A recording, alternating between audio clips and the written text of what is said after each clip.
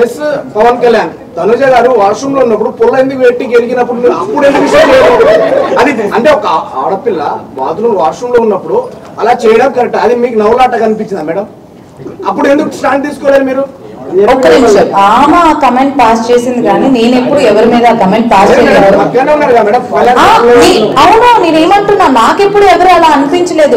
నేను ఒక మనిషిని వాళ్ళు కూర్చునే విధానానికి, వాళ్ళు నడిచే విధానానికి, వాళ్ళు వేసుకునే బట్టల విధానానికి ఇలా జడ్జిమెంట్ పాస్ చేయను, జడ్జిమెంట్ చేయను. ఓకే మేడం, ఇప్పుడు డిమాండ్ పవన్ డిమాండ్ పవన్ పూలు నాటుతారు కదా, ఆ టైంలో డిమాండ్ పవన్ తప్పలేదు. తోశాడు ఫిజికల్ యాడ్ అని చెప్పేసి అన్నది, వెళ్ళి ఎగిరెగిరి పడ్డది మేడం.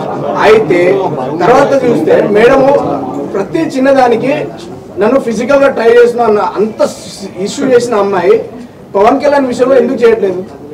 అది మీరు తనుజని అడగాలి.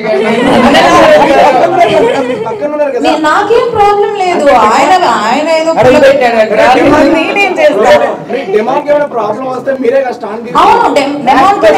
అదే కదా వాడు మాట్లాడాడు. నేను కూడా చెప్పాను మధ్యలో, అది వచ్చిందో లేదో నాకు తెలియదు.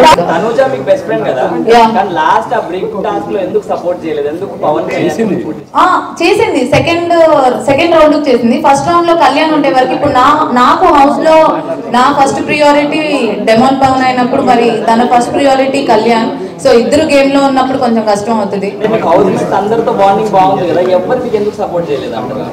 బాండింగ్ అని అంటే అదే చెప్తున్నాను కదా, హౌస్ లో నాకు ఒక్కడే ఒకటి సపోర్ట్ చేస్తాడు, అది పవన్ అని క్లియర్ గా నేను అక్కడ కూడా చెప్పాను.